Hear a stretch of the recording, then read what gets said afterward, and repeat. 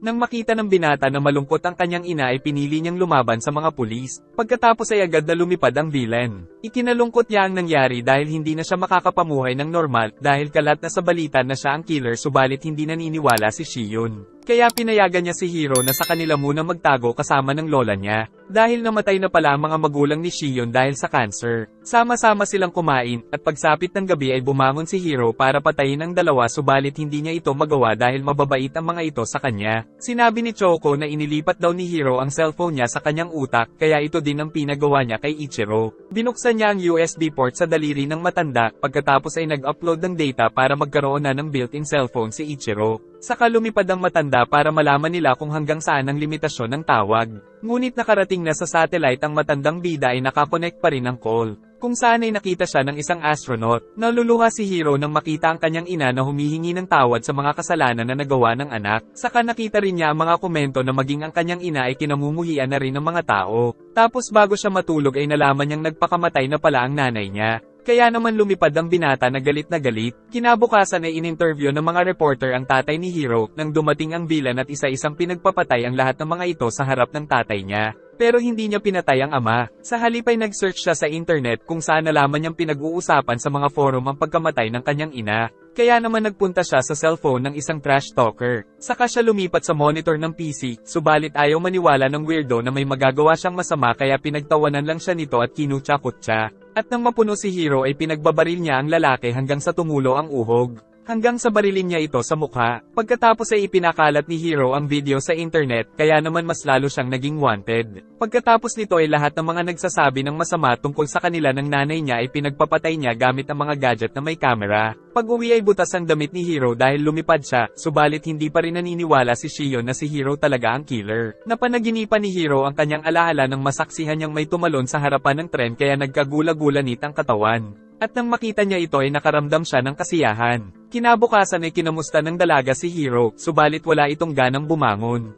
At pagpasok niya sa school ay narinig ang mga balita tungkol sa mga pagpatay ni Hiro pero hindi siya naniniwala na magagawa ito ng binata. Kaya pag-uwi ay sinabi sa binata na sana ay mahuli na ang tunay na killer para malinis ang pangalan ni Hiro, pero inamin na ni Hiro na siya talaga ang killer. Saka pinakita ng binata ang katawan niyang isa ng machine. Kaya napa-address si Shion kay Hiro, saka ginamit ng binata ang cutter sa sarili pero naputol ito, para patunayan na isa na siyang robot. Pero labis pa rin na naguguluhan si Shion, kaya binuksan ni Hiro ang likod niya pero ayaw siyang tignan ng dalaga. Kaya dinala ni Hiro si Shion sa itaas, saka sinabing kalaban na siya ngayon ng sangkatauhan kaya uubusin niya ang mga tao. Ngunit sa kabila nito ay mas nanaig ang pagmamahal ni Shion kay Hiro, kaya sinabi nitong huwag silang iwan ng lola niya. Dahil dito ay naintindihan na ni Hiro na may nagmamahal na muli sa kanya kaya nangako siyang hindi na siya aalis sa tabi ng maglola. Ngunit nais muna ni Shion na sumuko si Hiro sa mga pulis dahil sa mga krimen na nagawa, pero ayaw ni Hiro dahil siguradong death penalty ang ipapataw sa kanya. Sa halip ay magliligtas na lang daw siya ng mga buhay ng kasing dami ng pinatay niya.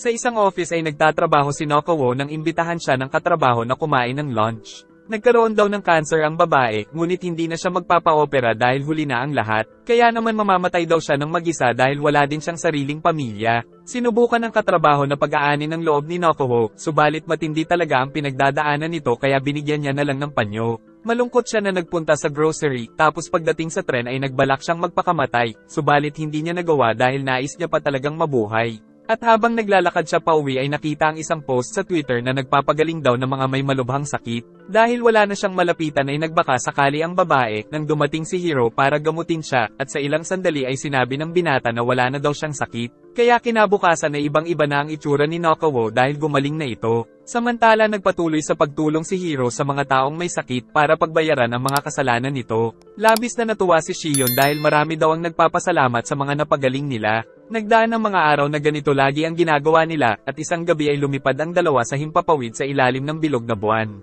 Kung saan nangako si Hiro na iingatan niya si Shion magpakailanman. Subalit ng gabi din yun habang natutulog na sila ay dumating ang mga SWAT. Agad na nakita si Shion ng mga ito, kaya isinigaw niya kay Hiro na tumakbo, ngunit tinagtad na nila ng walang humpay ang binata. Saka nakitang tinamaan din maging si Shion, kaya pinilit ni Hiro na isa-isa silang mapatumba. Pagkatapos ay dinala niya si Shion at lola nito sa isang tahimik na lugar. Saka humingi ng tawad dahil nadamay ang dalawa sa mga kasalanan niya bago siya umalis. Kinabukasan ay nasa ulo ng mga balita ang isang malaking asteroid na tatama sa Earth na siyang siguradong tatapos sa mundo. Pagsapit ng uwian ay nagtanong si Marie tungkol sa tatay ni Choco na isang sikat na manga author. At dahil gusto ni Choco na ma-impress ang dalaga ay sinabi niyang pangarap niya rin na maging katulad ng kanyang ama. Pero inisip ni Marie na masyadong greedy ang binata dahil mayaman na sila, pero wala daw kinalaman ng pera sabi ni Choco. Bagay na hindi nagustuhan ng dalaga. At dahil pala ito sa hindi daw kasi maibigay ni Ichiro ang buhay na pangarap ng dalaga. Kalaunan ay nagsanay naman si Ichiro na kontrolin ang isang kotse gamit ang isip. Dahil si Hiro daw ay kayang magkontrol ng 10 sasakyan ng magkakasabay. Kinabukasan ay nakita ni Marie na magkasama ang tatay niya at si Choco kaya sinundan niya ito. Nang makita na nagpunta ang dalawa sa ospital, at pagsilip ay nakita ang ginawa ng kanyang ama, kaya nag-search siya sa internet para makumpirma na ang tatay niya ang nagpapagaling sa mga pasyente. Tapos sinundan niya pa ang dalawa sa isang lote, kung saan nakita niyang nakakalipad ang tatay niya. Pagsapit ng gabi na makauwi na si Ichiro ay narinig niya na ayaw ng mag-aral ni Marie, sa halip ay nais nitong subukan ng talento niya sa paggawa ng manga pero tutol ang kanyang ina. Ngunit pumayag naman si Ichiro kung makakagraduate daw ng maayos si Marie sa high school. Dahil dito ay ginanahan si Marie sa pangarap niya. Pagdating ni Shion ay ibinalita niya sa lola na meron daw 500,000 yen sa bank account nila na malamang ay galing na naman kay Hiro. Samantala si Hiro ay nagpakita sa isang pulis kung saan walang laban niya itong pinatay. Saka isinunod ang lahat ng mga pulis na nasa loob. Subalit pinagbabaril siya ng mga natirang pulis pero isa-isa niyang hinedshot ang mga ito. Hanggang sa isang pulis na lang ang matira, saka sinabi ni Hiro na alam niyang tutugisin siya ng mga pulis kaya siya na ang nagpunta sa himpilan nila. Saka hindi niya tinuluyan ang natitirang pulis para makita nito na magagawa niyang ubusin ng mga pulis sa buong bansa. Paglabas niya ay naghihintay ang napakaraming special forces ng bansa at meron pang sniper kaya tumalsik si Hiro, sa kanila pinalibutan ang binata. At nang dumilat ito ay walang tigil nilang pinagbabaril na siyang napapanood ng mga tao sa live broadcast. Ngunit nakabangon ang villain at napabagsak ang ilan subalit muli siyang na-corner ng mga ito sa sulok. Subalit nalalaman ni Ichiro na hindi matatalo si Hiro ng mga pulis. Nang biglang lumipad ang walang malay na binata kaya pinagbabaril nila, pero gamit ang mga laser ay walang hirap niyang na-ambush ang lahat ng mga pulis na nandoon. Pagkatapos ay bumagsak siya sa isang kotse. 10 minuto na daw na hindi gumagalaw si Hiro, ngunit nang makainom ng ulan ay muling bumangon kaya pinagbabaril nila. Saka isa-isa silang pinatay subalit pinabayaang mabuhay ang isang pulis para makita niya ang tagumpay ng binata. Kinabukasan ay nasa headline na naman ang krimen na ginawa ni Hiro. At sa klase naman ay usap-usapan ng mga estudyante ang mga kakayahan ng villain. Saka nagkaroon din ng isang pagpupulong laban kay Hiro dahil idineklara na nila na kalaban ito ng buong bansa. Kinabukasan ay nagpakita si Hiro sa big screen kung saan idineklara niya na kalaban niya na rin ang buong Japan.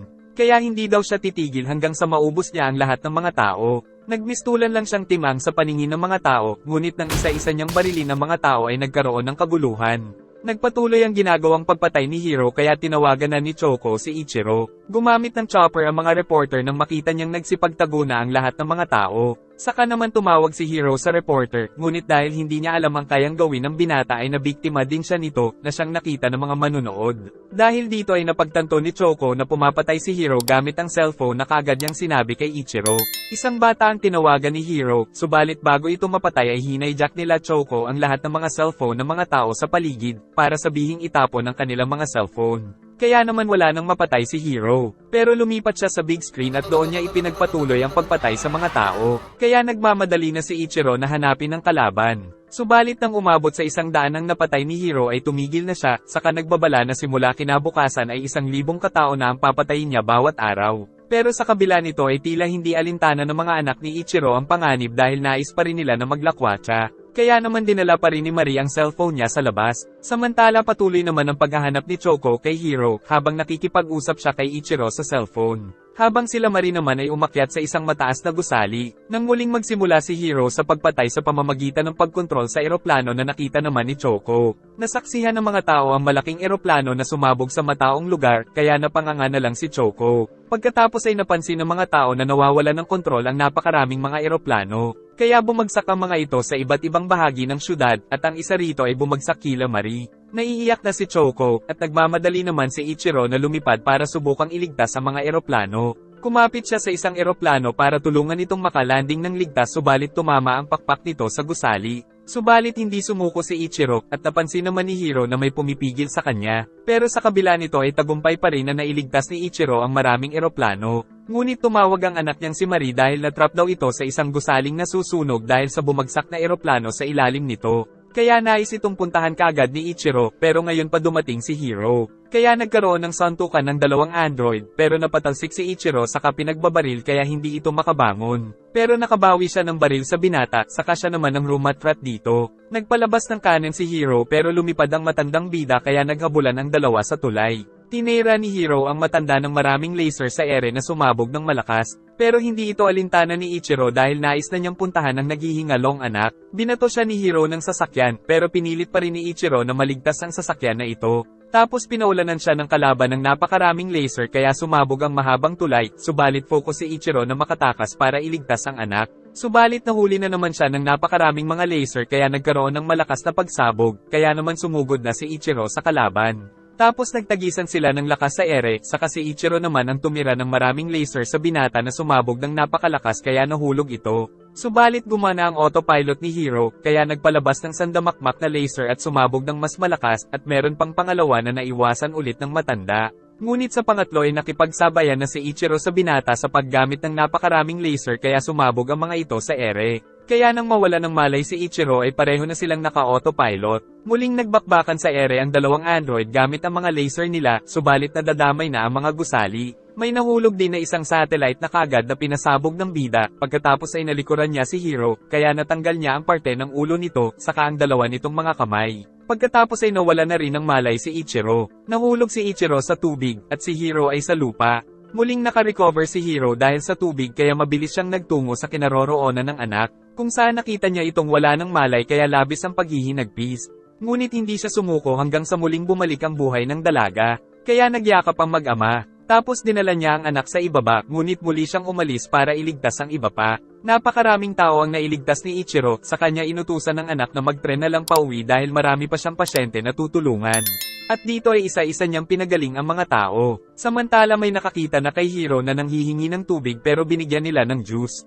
Pag-uwi ni Ichiro ay nakatingin ng pamilya dahil nakita nila siya sa TV. Kaya ipinakita na ni Ichiro ang nangyari sa kanyang katawan, at humingi ng tawad dahil hindi niya ito kagad sinabi sa pamilya. Subalit proud na proud naman ang pamilya niya dahil sa kabayanihan ng kanilang padre de pamilya. Samantala pagsapit ng gabi ay nakita ni Choco si Hiro sa kanyang silid kaya labis siyang kinabahan, pero niyaya niya itong magbasa ng manga na hindi naman ito tinanggihan. Kaya habang nagbabasa ito ng manga ay nagpunta si Choco sa CR para tawagan si Ichiro. Pero pagbalik niya ay giit ni Hiro na nais lang nitong magbasa ng manga tulad ng ginagawa nila dati. Ngunit labis na siyang kinamumuhian ni Choco, kaya naman napatulo ang luha ni Hiro, tanda na may damdamin pa rin ito. At pagdating ni Ichiro ay hindi niya na ito nadatnan. Nalaman ni Hiro sa balita na maraming mga tao ang namumuhi sa kanya dahil sa mga nagawa. At nang makita sila Shion ay muli siyang nalungkot pero pinili na lang na umalis. Kinabukasan ay kumain ng pamilya sa resto para mag-bonding. Tapos magkakasama silang namasyal na tila ba naayos na ang kanilang samahan dahil sa mga nangyari kaya masaya si Ichiro. Pagsapit ng gabi ay ibinalita ni Trump na 3 araw na lang daw bago tumama ang malaking asteroid sa Earth. Kaya dahil dito ay nagmungkahi siyang gawin na ng mga tao ang nais nilang gawin dahil magugunaw na ang mundo. Kaya kinabukasan ay nakakita sila ng mga nakahubo sa tren. Marami rin ang mga samahan na nabuo, tapos lumabas na rin ang mga propeta. Pagsapit ng gabi ay malungkot sila Ichiro dahil sa magaganap at sa buong mundo ay inuubos na lang ng mga tao ang mga oras na nalalabi. Tumawag si Choco para sabihin na tatakot daw siya sa magaganap pero giit ni Ichiro na susubukan daw niyang iligtas ang sangkatauhan sa abot ng kanyang makakaya. Kaya pagsapit ng gabi ay uminom ng napakaraming tubig ang matanda para manatiling may lakas sa kanyang gagawin. Subalit nakita siya ng kanyang anak na si Marie na pinipigilan siya sa nais niyang gawin. Ngunit nangako si Ichiro na magbabalik siya sa pamilya bago siya umalis. Lumipad ng napakataas ang bida hanggang sa makarating sa asteroid, saka sinubukan itong pasabugin subalit walang epekto sa napakalaking bato. Kaya giit ni Choco na umuwi na lang siya at ubusin ang natitirang oras sa pamilya, pero ayaw pa rin sumuko ni Ichiro. Muli niya itong pinasabog gamit ang mga laser subalit wala talaga siyang magawa. Kaya napaluhod na lang dahil hindi na sapat ang kapangyarihang taglay niya.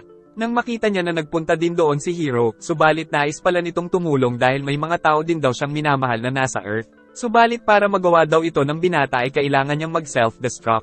Narinig ni Choco ang usapan nila, kaya labis siyang namangha sa katapangan ng kanyang kaibigan. At dahil wala ng mga kamay si Hiro ay si Ichiro ang pumindot sa mata nito para ma-activate ang self-destruct. Tuluyan nang sumabog si Hiro kaya nakita ng mga tao sa Earth ang malakas na liwanag. Subalit hindi pa rin ito sapat para mabago ang direksyon ng asteroid. Kaya naman nagpasya na lang din si Ichiro na ialay din ang kanyang buhay. Pinindot niya ang kanyang mga mata upang mag-self-destruct, saka nag-flashback sa kanya ang mga alaala ng kanyang pamilya saka siya tuluyang sumabog. Nakita naman ni Choco at maging ng kanyang pamilya ang liwanag mula sa pagsabog ng kanyang katawan kaya labis ang kanilang kalungkutan. At dahil sa ginawang pagsasacrifice ng dalawang android ay nagkaroon pa ng kinabukasan sa Earth. At isang umaga ay nalaman ni Marie na nagwagi siya sa paligsahan sa paggawa ng manga. Nag-enjoy ka ba? Maraming salamat sa panonood at mag-like and subscribe ka na rin, at paki-follow na rin pati sa ating Facebook page na makikita ang link sa description ng video. Wawa chup chup.